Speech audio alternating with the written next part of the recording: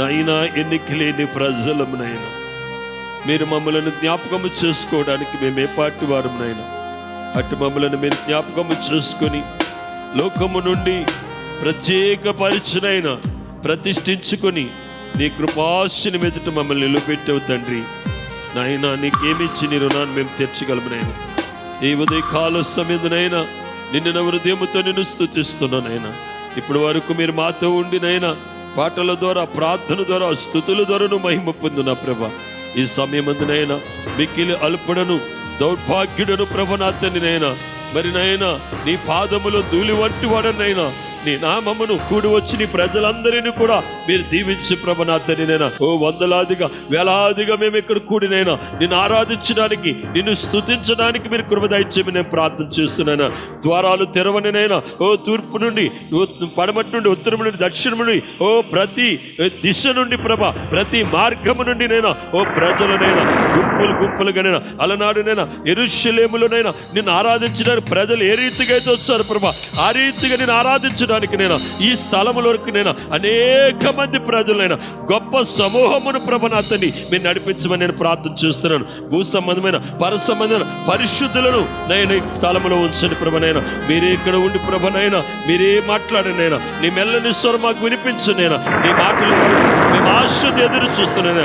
నైనా దుప్పి నీటి వాగుల కొరకు ఆశపడుతున్నట్టు దేవా నీ స్వరము కొరకునైనా, నీ వాక్కు కొరకు మేము ఆశపడుతున్నానైనా. ఎందుకంటే నీ మాట మమ్మల్ని బ్రతికిస్తుంది ప్రభనైనా.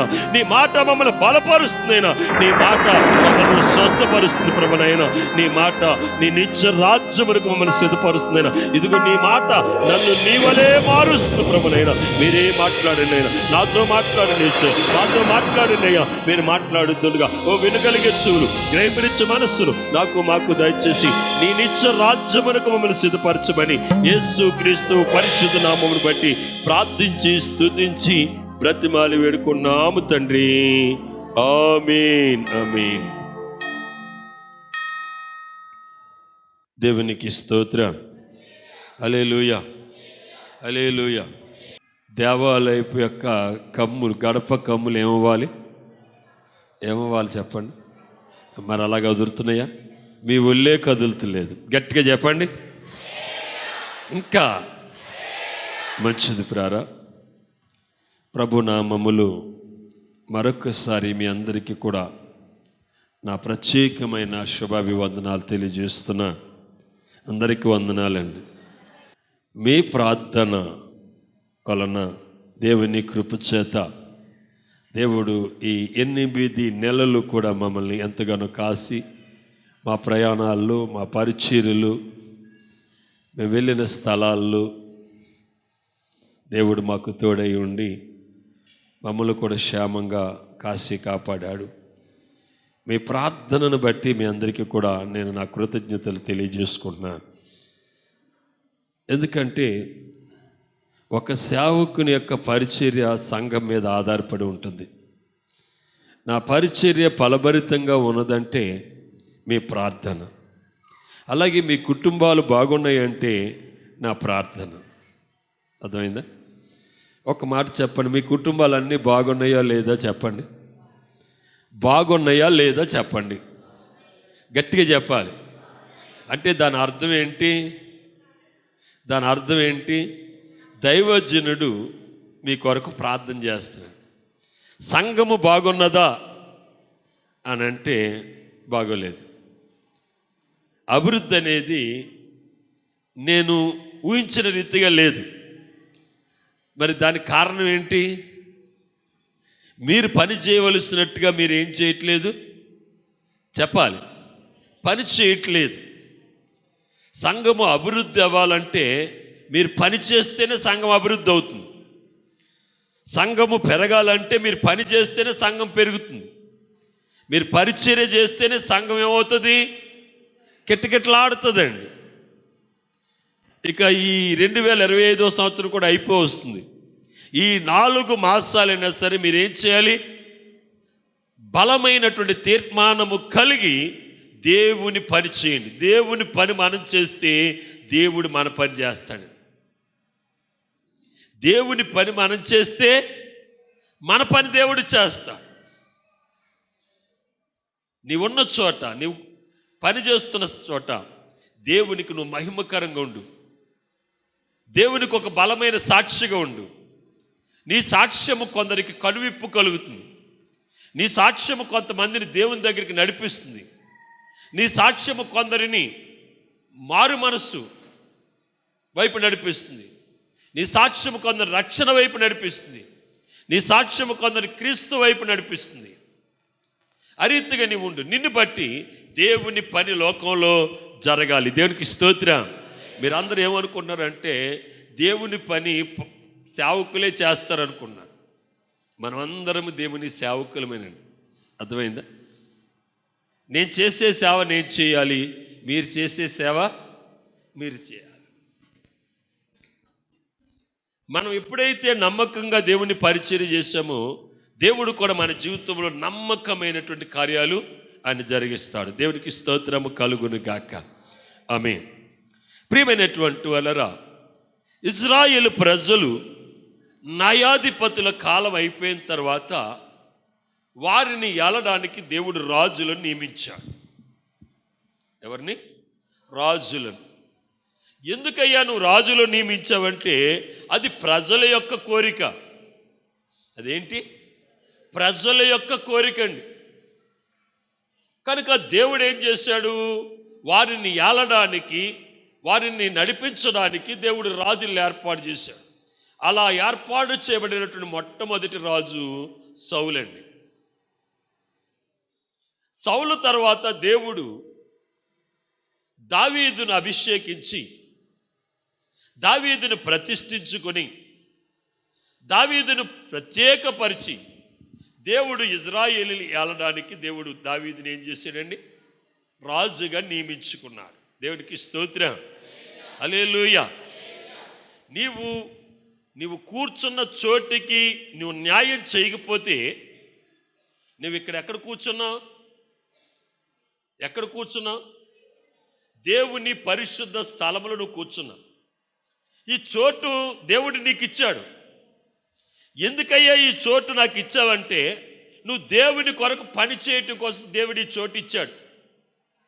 ఈ చోటుకి నువ్వు న్యాయం చేసావు అనుకోండి, పరలోకంలో నీకు చోటు దొరుకుతుంది. ఈ చోటుకి నువ్వు న్యాయం చేయలేదనుకోండి, దేవుడు నిన్నేం చేస్తాడు? పెరికేస్తాడండి.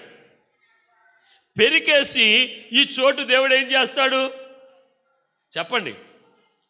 నిన్ను పెరికేసి ఏం చేస్తాడు? ఈ చోటు ఇంకొకరికి ఇచ్చేస్తాడు. అర్థమవుతుంది? అర్థం అవ్వట్లేదా? మరి పెరికి వేయబడింది ఎక్కడంటది అండి? పెరికి వేయబడింది వెలుపల చీకట్లు అగ్నిలు పడవేయబడుతుంది. పెరికి వేయబడినటువంటి వారు పరలోకి వెళ్ళరు.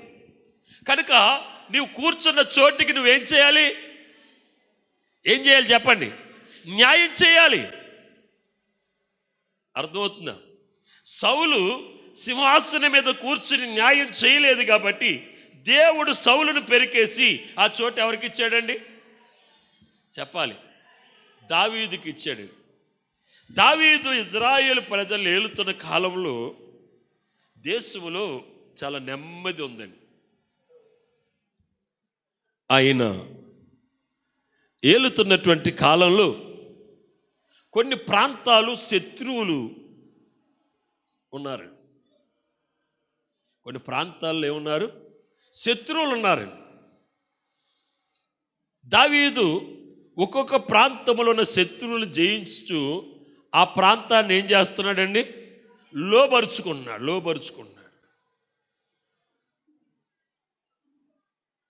అలాగా ఆయన లోబరుచుకున్నప్పుడు యెరూషలేము కూడా యెబూసీల చేతిలో ఉందండి. యెరూషలేము యెబూసీల చేతిలో ఉందండి.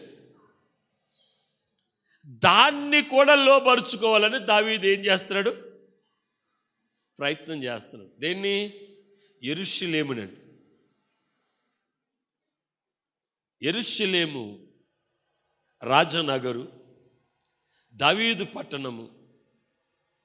యెరూషలేము దేవుని నివాసమని. ఈ యెరూషలేముని యెబూసీలు ఏం చేశారు తెలుసండి?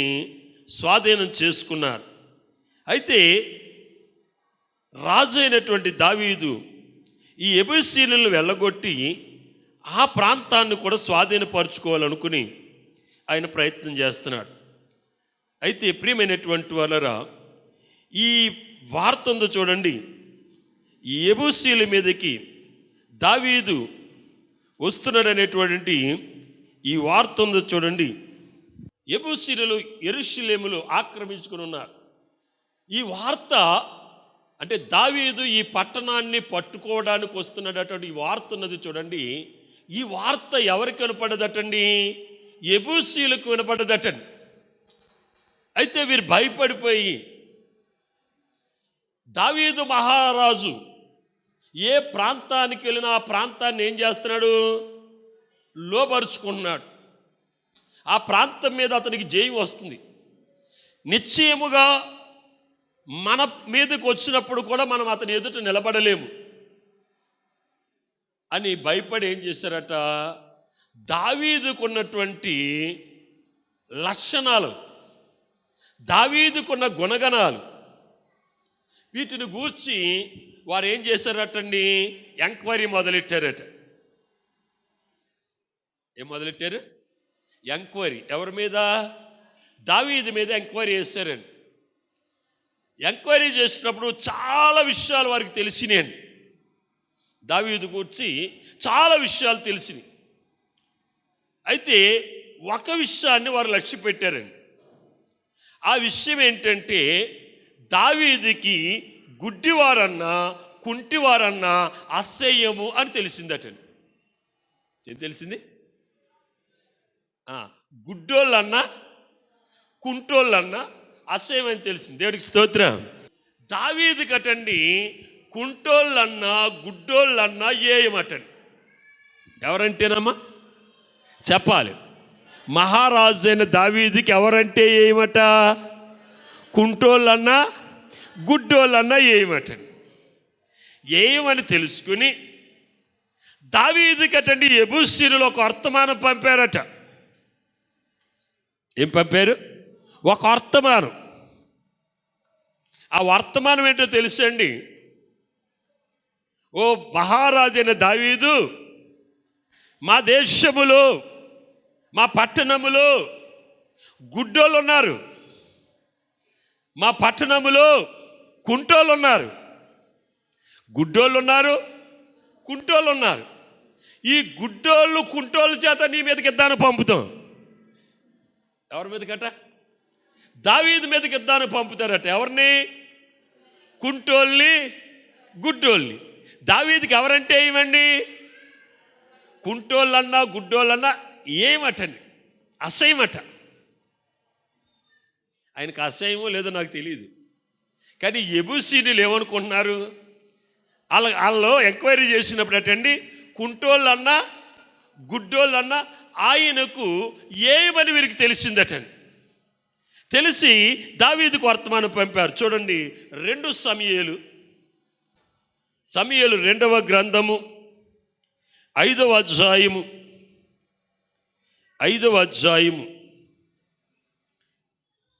5వ వచనం నుంచి చదువుకుందాం.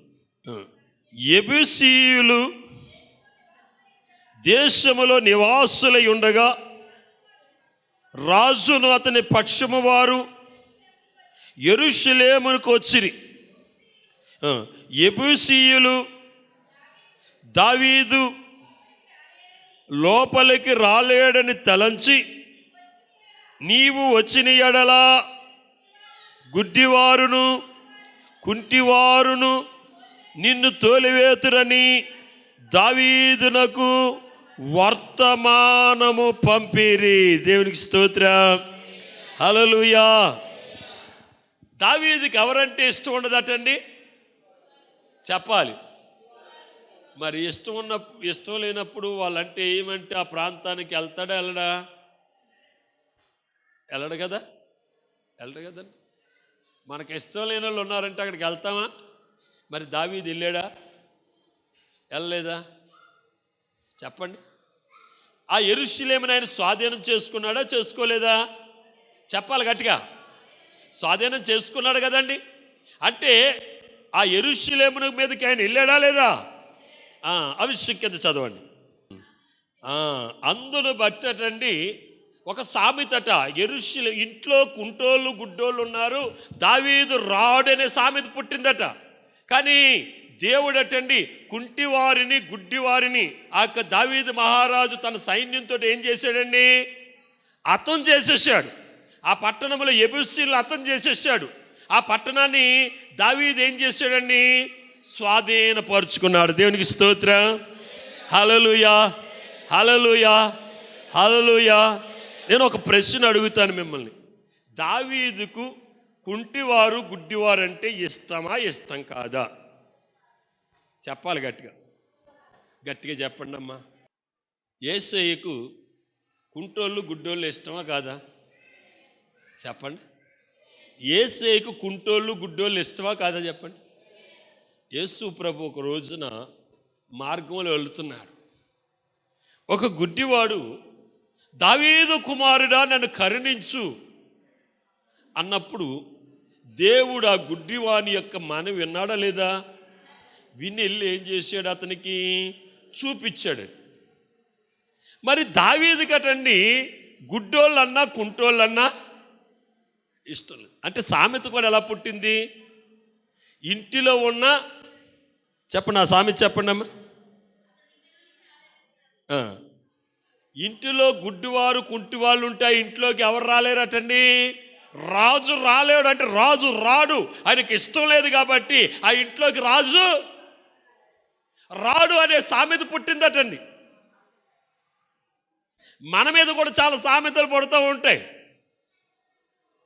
అయితే ఇక్కడ దావీదుకి గుడ్డివారు కుంటివారు అంటే ఇష్టమా కాదని మనం తెలుసుకోవాలి. తెలుసుకోక్కర్లేదా? మరి దావీదుకి మరొక సందర్భం వచ్చిందండి.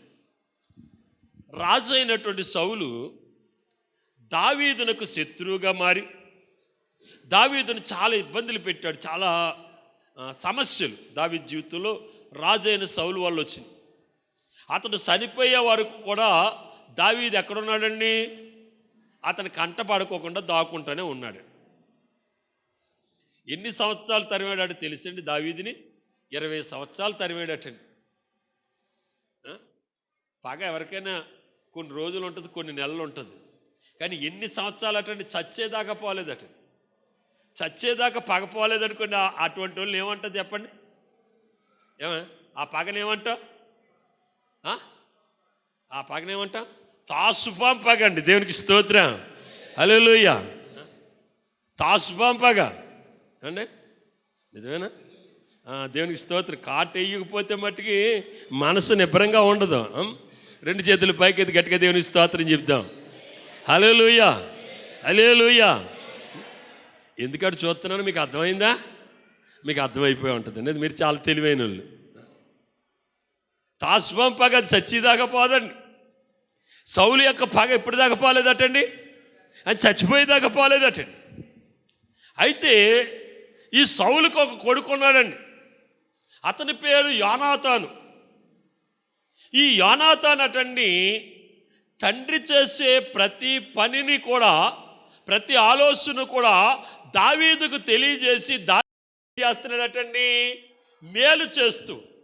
తండ్రి ఏమో దావీదుని తరుముతుంటే కొడుకేమో దావీదుకి ఎలాగున్నాడటండి? ప్రాణ స్నేహితుడిగా ఉన్నాడు. ఎందుకో తెలుసా? దావీదు దేవుని చేత ఆశీర్వదింపబడిన వాడు, దేవుని చేత ప్రతిష్ఠింపబడినటువంటి వాడు కనుక అతనిని సంరక్షించాలి, అతన్ని కాపాడాలని దావీదుకి అతను ఎలాగున్నాడు తెలుసండి? ఒక మంచి స్నేహితుడిగా ఉన్నాడండి. అయితే సౌలు చనిపోయాడు, యోనాతాను చనిపోయాడు. సౌలు దగ్గర పనిచేస్తున్నటువంటి ఆ పనివాడు ఏం చేశాడు తెలుసండి? యోనాతాను యొక్క పిల్లలను వదిలేసి వాళ్ళ ఉన్నటువంటి ఆస్తులు ఇవన్నీ తాను స్వాధీనపరుచుకుని తాను తన ఇంటి వారు కూడా అనిపిస్తున్నారట. ఇతడు సౌలు బ్రతికున్న కాలంలో, యోనాతాను బ్రతికున్న కాలంలో యోనాతానుకి ఏంటంటే మంచి పనివాడండి. ఇప్పుడు మంచి పనివాడు కాస్త మంచి యజమాని అయిపోయాడండి. అతని దగ్గర అటండి 100 మంది పనివారు పనిచేస్తున్నారట. ఎవరి దగ్గర? యోనాతాను యొక్క సేవకుడు ఉన్నాడు, పనివాడు ఉన్నాడు చూడండి. పనివాడి దగ్గర 100 మంది పని చేస్తున్నారట. అంటే ఇవి నిజమని అనాలా, పనివాడు అనాలా? ఇవన్నీ లాగేసుకున్నాడండి. అయితే దావీదటండి, సౌలు కుమారుడైన యోనాతాను నాకు ఒక మంచి స్నేహితుడు, మేమిద్దరం మంచి ఫ్రెండ్స్. నేను ఆ కుటుంబానికి ఏదైనా నేను సేవ చేయాలి, ఏదైనా మంచి కార్యం చేయాలి. ఆ కుటుంబంలో ఎవరైనా ఉన్నారా అని ఎంక్వైరీ చేయమన్నాడటండి. చూడండి, బైబిల్ గ్రంథములు సమూయేలు 2వ గ్రంథము 9వ అధ్యాయం 1 వచనం నుంచి చదవండి. యోనాతానును బట్టి నేను ఉపకారము చూపుటకు సౌలు కుటుంబములు ఎవడైనా కలడాయనని దావీదు అడిగాను. సౌలు కుటుంబమునకు సేవకుడగు సేబాయ అను ఒకడు యోనాతాను దగ్గర పనిచేస్తున్నటువంటి సేబాయ అనే ఒక పనివాడు ఉన్నాడండి. ఎవరున్నారు? సేబాయ అనే పనివాడు ఉన్నాడు. ఎక్కడ పనివాడండి? చెప్పాలమ్మా. నేను చెప్పేది మీకు అర్థం అవట్లేదా? ఏమండి, మీకు అర్థం అవ్వాలని పాయింట్ టు పాయింట్ మీకు చెప్తున్నాను. దేవునికి స్తోత్రం. హల్లెలూయా, హల్లెలూయా. ఏదో కూర్చున్నారు కదా, కాసేపు నవ్వించి కాసేపు చక్కెల గింతలు పెట్టి పంపేయాలని అనుకోవట్లేదు. ఒక ఆత్మీయమైన లోతులోనికి మమ్మల్ని తీసుకువెళ్ళాలని నేను ప్రయత్నం చేస్తాను. పాఠం ఎప్పుడైనా సరే మొదటి నుంచి వింటేనే అది అర్థమవుతుందండి. ఏదో అక్కడో మొక్క వింటే అర్థమవుతుంది. దేవునికి స్తోత్రం. హల్లెలూయా, హల్లెలూయా. 2 చేతులు పైకెత్తి దేవునికి స్తోత్రం చెప్పండి. కనుక శ్రద్ధగా వినండి. ఇక్కడ సేబాయ అనేటువంటి ఒక సేవకుడు ఉన్నాడండి. అంటే యోనాతాను కుటుంబం ఏమైపోయిందండి? శరత్ అయిపోయింది. ఎంక్వైరీ చేయమంటే ఎవరి పేరు చెప్తున్నారండి? ఎంక్వైరీ చేయమంటే ఎవరి పేరు చెప్తున్నారో చెప్పాలి. సేబాయను సేవకుడి పేరు చెప్తున్నారండి. సేవకుడు ఉన్నాడంటే దావీదు ఆ సేవకుడిని తీసుకురమ్మన్నాడండి. ఇప్పుడు ఆ సేవకుడిని దావీదు వద్దకు తీసుకొచ్చినప్పుడు రాజు అంటున్నాడు, సేబావు నీవే కదా అని అడిగాడు. అడగగానే వాడు అన్నాడు, రాజు, నీ దాసుడైన నేనే సేబాను అనెను. యెహోవా నాకు దయ చూపించినట్లుగా నేను ఉపకారము చేయుటకు, దేవుని స్తోత్రం, యెహోవా నా మీద దయ చూపించాడు, నేను కూడా దయ చూపించినట్లుగా యోనాతాను ఇంట్లో ఎవడైనా ఒకడు చేసించి ఉన్నాడా అని అతన్ని అడగ్గా, యోనాతానునకు కుంటి కాళ్ళు గల కుమారుడు ఒకడు ఉన్నాడని రాజుతో మనవి చేసెను. దేవునికి స్తోత్రం కలుగును గాక. హల్లెలూయా, హల్లెలూయా. రాజు అడుగుతున్నా, సౌలు కుటుంబాన్ని అందరూ మర్చిపోయారండి. సౌలు కుటుంబంలో ఎవరు లేరు కనుక ఇప్పుడు రాజు అయినటువంటి దావీదు సేబాయను అడుగుతున్నాడు. యోనాతాను యొక్క సేవకుడైన సేబాయను అడుగుతున్నాడు, ఏమయ్యా, నేను సౌలు కుటుంబములో ఉపకారం చేయడానికి, ఎందుకంటే యెహోవా నా మీద దయ చూపించాడు, ఎక్కడో గొర్రెలు కాసుకున్న నన్ను తీసుకొచ్చి ఇజ్రాయేల్ ప్రజలకు రాజుగా చేశాడు, ఈ స్వాస్థ్యమంతా దేవుడు నాకు అనుగ్రహించాడు, కనుక నాకు ఆయన దయ చూపించినట్లుగా నేను కూడా మేలు చేయడానికి సౌలు కుటుంబంలో ఎవడైనా మిగిలి ఉన్నాడా అని అడిగాడు. అడిగితే, అయ్యా ఒకడు ఉన్నాడయ్యా. ఎవరున్నారు? ఒకడున్నాడు. అది ఎలాంటోడటండి? కుంటి కాళ్ళు కలిగిన కుమారుడటండి. ఎవరికి? యోనాతానుకు పుట్టినోడట. కుమారుడు ఒకడున్నాడు రాజుతో. మనం అప్పుడు రాజు అడుగుతున్నా, అతడు ఎక్కడయ్యా? ఏమంటున్నాడు? అతడు ఎక్కడున్నాడు అని రాజు అడగా, సేబా చిత్తగించుము, అతడు లొదెబారులో అమీయేలు కుమారుడగు మాకీరు ఇంటనున్నాడని రాజుతో చెప్పాను. అప్పుడు రాజైన దావీదు మనుషులను పంపించి లొదెబారులోనున్న అమీయేలు కుమారుడగు మాకీరు ఇంట నుండి అతన్ని రప్పించెను. దేవునికి స్తోత్రం, హల్లెలూయా. దావీదుకి ఎవరంటే ఇష్టం ఉండదండి? దావీదుకి ఎవరంటే ఇష్టం ఉండదు? చెప్పాలమ్మా, కుంటివారన్నా గుడ్డివారన్నా ఇష్టం ఉండదట. ఇప్పుడు దావీదు ఎవరిని పిలిపించాడండి? యోనాతానుకున్నటువంటి కుంటివాడైన అతని కుమారుని ఏం చేస్తున్నాడండి? పిలిపిస్తున్నాడు. దేవునికి స్తోత్రం, హల్లెలూయా, హల్లెలూయా. యోనాతానుకు పుట్టిన కుమారుని పిలవమన్నాడని సౌలు కుమారుడును యోనాతానుకు పుట్టిన మెఫీబోషేతు. మెఫీబోషేతు చెప్పండి. మెఫీబోషేతు ఎవరి పేరటండి? యోనాతాను యొక్క కుమారుని పేరు మెఫీబోషేతు. దావీదు నొద్దకు వచ్చి, అతను తీసుకొచ్చాడు, దావీదు నొద్దకు వచ్చి సాగిలిపడి నమస్కారము చేయగా దావీదు మెఫీబోషేతు అని అతన్ని పిలిచినప్పుడు అతడు చిత్తము, నీ దాసునైన నేనున్నానని. అందుకు దావీదు, నువ్వు భయపడొద్దు. మెఫీబోషేతుని పిలిచినప్పుడు అటండి మెఫీబోషేతు భయపడిపోయాడట. పరిశుద్ధుడు అయిన తండ్రి, కృపగల దేవ, ఎందరైతే వారి యొక్క అంగవైకల్యాన్ని నీ సన్నిధిలో ఒప్పుకొని ఏమైన దానిని ఎవరైతే విడిచిపెట్టడానికి సిద్ధంగా ఉన్నారో దయచేసి వారిని కనికరించి దీవించండి. వారి నీ సన్నిధిలో దేనినైతే కోల్పోయారో ప్రభువైన మెఫీబోషేతు జీవితములు ఏదైతే పోగొట్టుకున్నాడో అది మహారాజుని దావీదు తనకు తిరిగి ఇచ్చినట్లుగా యేసయ్య మేము కోల్పోయిన మరలా మాకు అనుగ్రహించేసయ్యా. కోల్పోయిన మరలా మాకు దయచేయి, మమ్మల్ని దీవించండి ప్రభువైన, కృప చూపించండి. యేసు నామములో అడుగుతున్నాం నాయన. అలాగే నాయన, విత్తబడిన వాక్యము, విత్తబడిన మాటలు ప్రతి ఒక్కరి హృదయములోనైనా మీరు ఫలింపచేయండి. మంచి నేలపడ్డ విత్తనం 100 ఫలించినట్లుగా మీరు ఫలింపజేసి నీ రాకడకు మమ్మల్ని సిద్ధపరచమని, ఈ సేవను ఆశీర్వదించమని, సంఘాన్ని ఇంకా దీవించమని, సంఘ కుటుంబాలను దీవించమని, ఈరోజు రాని వారిని కూడా మీరు జ్ఞాపకం చేసుకోమని యేసు క్రీస్తు పరిశుద్ధ నామమును బట్టి ప్రార్థిస్తున్నాము తండ్రి. ఆమేన్.